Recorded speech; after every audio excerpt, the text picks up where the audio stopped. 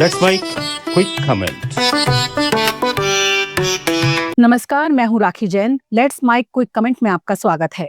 आज हम बात करेंगे प्रधानमंत्री नरेंद्र मोदी की हाल ही जापान यात्रा पर, जिसे लेकर जापान की मीडिया में विभिन्न प्रतिक्रियाएं सामने आई हैं। इस यात्रा को लेकर कई महत्वपूर्ण समझौते हुए हैं, जो दोनों देशों के रिश्तों में नए आयाम जोड़ने का काम करेंगे। इसके अलावा इस रिपोर्ट में हम कुछ ताजे आंकड़े और व्यापारिक विवादों पर भी चर्चा करेंगे। प्रधानमंत्री नरेंद्र मोदी की हाल ही में जापान यात्रा ने एक नया अध्याय शुरू किया है भारतीय जापानी संबंधों में। इस यात्रा के दौरान भारत और जापान के बीच रक्षा, व्यापार, जलवायु परिवर्तन और तकनीकी सहयोग के क्षेत्र में कई महत्वपूर्ण समझौतों पर हस्ताक्षर किए गए हैं। इस रिपोर्ट में हम इस यात्रा से जुड़े खास पहलुओं और हालिया व्यापारिक टैरिफ विवाद पर भी चर्चा करेंगे, जो दोनों देशों के संबंधों पर असर डाल सकते हैं।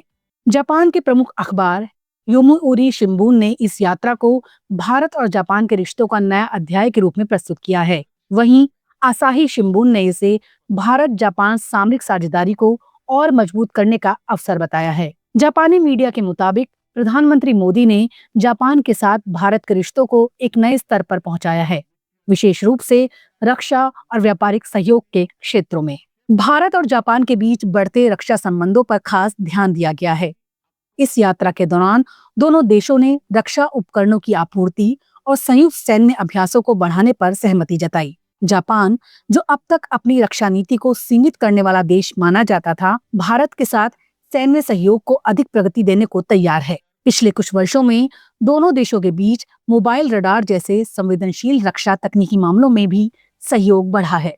व्यापार के क्षेत्र में ये यात्रा अहम है, क्योंकि भारतीय व्यापारिक दृष्टिकोण से ये सही समय था जब दोनों देशों के बीच व्यापारिक मामलों को संबोधित किया जा सके। दोनों देशों के बीच व्यापारिक रिश्ते पिछले कुछ सालों में लगातार मजबूत हुए हैं। 2023 में भारत और जापान के बीच व्यापार $15.7 बिलियन तक पहुंच गया था, जो पिछले कुछ वर्षों में 20% की वृद्धि दर्शाता है। लेकिन इस वृद्धि के बावजूद एक बड़ा मुद्दा टैरिफ का भी है।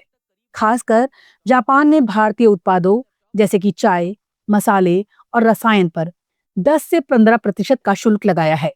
इससे भारतीय व्यापारियों के लिए जापान का बाजार थोड़ा महंगा पड़ता है। इसी मुद्दे पर प्रधानमंत्री मोदी ने जापान के नेतृत्व से बात की और जापान को भारतीय उत्पादों पर शुल्क घटाने का आग्रह किया। जापान के साथ व्यापारिक टैरिफ विवाद, खासकर कृषि उत्पादों और औद्योगिक माल के लिए, दोनों देशों के बीच एक संवेदनशील मुद्दा बन सकता है। यात्रा के दौरान एक महत्वपूर्ण समझौता विज्ञान और तकनीकी सहयोग को लेकर हुआ। खास तौर पर भारत को जापान में हरित ऊर्जा के क्षेत्र में तकनीकी मदद मिलेगी।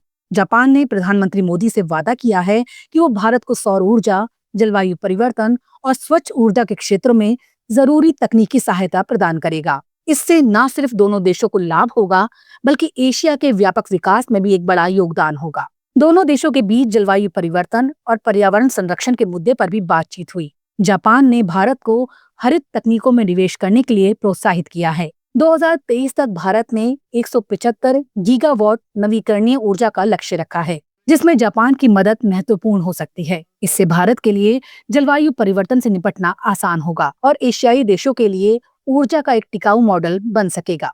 इस यात्रा के दौरान भारतीय छात्रों के लिए जापान में शिक्षा के नए अवसर खोलने पर भी चर्चा हुई। जापान में भारतीय छात्रों की संख्या पिछले कुछ वर्षों में बढ़ी है और अब ये सरकार उन्हें और प्रोत्साहित करने का निर्णय ले रही है। दोनों देशों के शिक्षा मंत्रालयों ने तय किया है कि भारत से जापान में उच्च शिक्षा के लिए छात्रों की संख्या बढ़ाई जाएगी। कुल मिलाकर मोदी की जापान यात्रा ने व्यापार, रक्षा और जलवायु परिवर्तन के संदर्भ में कई सकारात्मक पहलुओं को जन्म दिया है। हालांकि व्यापारिक विवाद और टैरिफ शुल्क में कुछ मुश्किलें आ सकती हैं, लेकिन ये यात्रा दोनों देशों के रिश्तों के लिए एक महत्वपूर्ण कदम साबित हो सकती है। प्रधानमंत्री मोदी की जापान यात्रा को लेकर जापानी मीडिया में सकारात्मक प्रतिक्रियाएं आई हैं और इस यात्रा के बाद भारत और जापान के बीच व्यापारिक और रणनीतिक सहयोग को और अधिक प्रगति मिलने की उम्मीद है। जहां एक और भारतीय व्यापारियों के लिए शुल्क विवाद एक चुनौती हो सकता है, वहीं दूसरी ओर दोनों देशों के रिश्ते भविष्य में और भी मजबूत हो सकते हैं।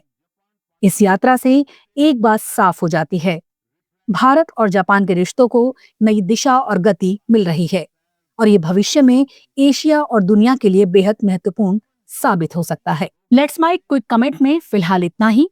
हम फिर मिलेंगे नई खबरों और गहन विश्लेषण के साथ।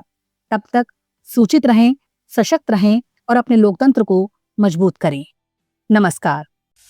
आप सुन रहे थे let's mike more than radio. Follow कीजिए हमें हमारे सोशल मीडिया प्लेटफॉर्म्स पर। It's time for news. It's time for more than radio. Presenting the first radio news app, Let's Mic. Let's Mic, a news-based app on your phone where you get to watch and listen news, talk shows, interviews, radio show podcasts. On Let's Mic, you get all relevant information of TV, print, radio, podcast, and digital. Let's Mic talks about every segment of life.